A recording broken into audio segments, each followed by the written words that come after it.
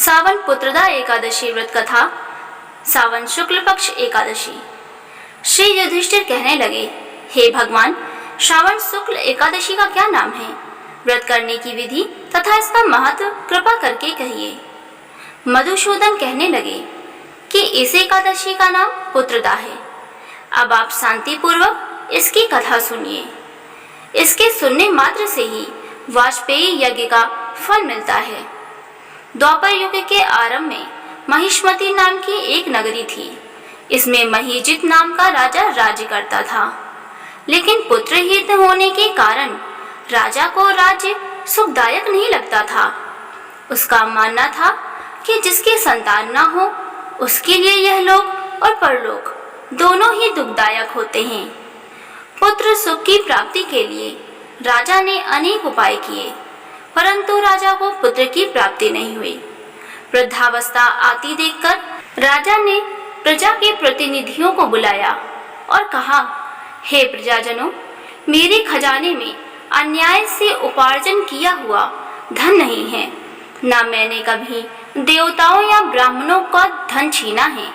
किसी दूसरे की धरोहर भी मैंने नहीं ली। प्रजा को पुत्र के समान पालता रहा। मैं अपराधियों को पुत्र तथा बांधवों की तरह दंड देता रहा। कभी किसी से घृणा नहीं की, सबको समान माना है। सज्जनों की सदा पूजा करता हूँ। इस प्रकार धर्मयुक्त राज्य करते हुए भी मेरे पुत्र नहीं हैं, सो मैं अत्यंत दुख पा रहा हूँ। इसका क्या कारण है? राजा महीजित की इस बात को विचारने के लिए मंत्री तथा प्रजा के प्रतिनिधि वन को गए। वहाँ बड़े बड़े ऋषि मुनियों के दर्शन किए। राजा की उत्तम कामना की पूर्ति के लिए किसी श्रेष्ठ तपस्वी मुनि को देखते फिरते रहे। एक आश्रम में उन्होंने एक अत्यंत वयोवृद्ध धर्म की ज्ञाता, बड़े तपस्वी, परमात्मा में मन लगाए हुए, निराहार, जितेंद्रिय, जितात्मा, जित क्रोध, सनातन धर्म के गुण तत्वों को जानने वाले, समस्त शास्त्रों की ज्ञाता महात्मा लोमश ऋषि को देखा, जिनका कल्प के व्यतीत होने पर एक रोम गिरता था। सबने जाकर ऋषि को प्रणाम किया। उन लोगों को देखकर मुनि ने कहा कि आप लोग किस कारण से आए हैं? निसंदेह मैं आप लोगों की हित करूंगा। मेरा जन्म केवल दूसरों के उपकार के लिए ही हुआ है, इसमें संदेह मत करो।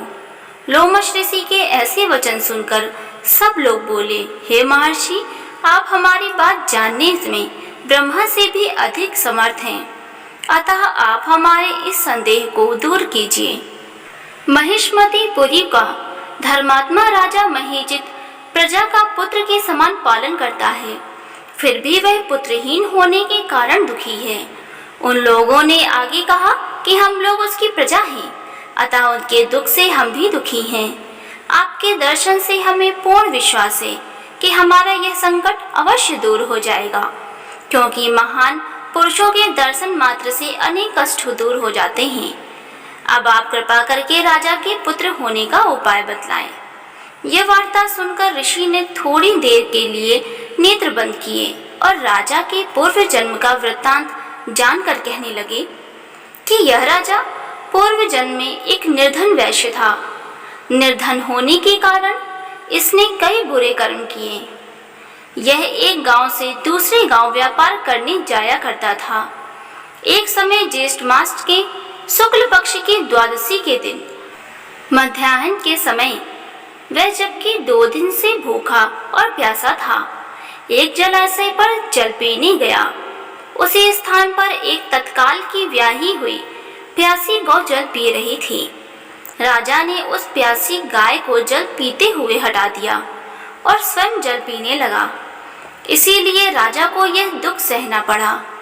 एकादशी के दिन भूखा रहने से वह राजा हुआ और प्यासी गौ को जल पीते हुए हटाने के कारण पुत्र वियोग का दुख सहना पड़ रहा है। ऐसा सुनकर सब लोग कहने लगे कि हे ऋषि, शास्त्रों में पापों का प्रायश्चित भी लिखा है, अतः जिस प्रकार राजा का यह पाप नष्ट हो जाए, आप ऐसा उपाय बताएं। लोमश मुनि कहने लगे कि ये श्रावण शुक्ल पक्ष की एकादशी को, जिसे पुत्रदा एकादशी भी कहते हैं, तुम सब लोग व्रत करो और रात्रि को जागरण करो, तो इससे राजा का यह पूर्व जन्म का पाप अवश्य नष्ट हो जाएगा। साथ ही राजा को पुत्र की अवश्य प्राप्ति होगी। लोमस ऋषि के ऐसे वचन सुनकर मंत्रियों सहित सारी प्रजा नगर को वापस लौट आई और जब श्रावण शुक्ल एकादशी आई तो ऋषि की आज्ञा के अनुसार सबने पुत्रदा एकादशी का व्रत और जागरण किया। इसके पश्चात द्वादशी के दिन इसके पुण्य का फल राजा को दिया गया। उस पुण्य के प्रभाव से रानी ने गर्भ धारण किया और प्रसव काल समाप्त होने पर उसके एक बड़ा तेजस्वी पुत्र उत्पन्न हुआ। इसीलिए हे राजन, इस श्रावण शुक्ल एकादशी का नाम पुत्रदा पड़ा। अतः संतान सुख की इच्छा हासिल करने वाले इस व्रत को अवश्य करें। इसके महात्म्य को सुनने से मनुष्य सब पापों से मुक्त हो जाता है। इस लोक में संतान सुख भोग कर परलोक में स्वर्ग को प्राप्त होता है। आशा करती हूँ ये वीडियो आपको पसंद आई होगी। वीडियो पसंद आई हो तो वीडियो को लाइक करें और चैनल पर नए आए हो तो चैनल को जरूर सब्सक्राइब कर लें। धन्यवाद।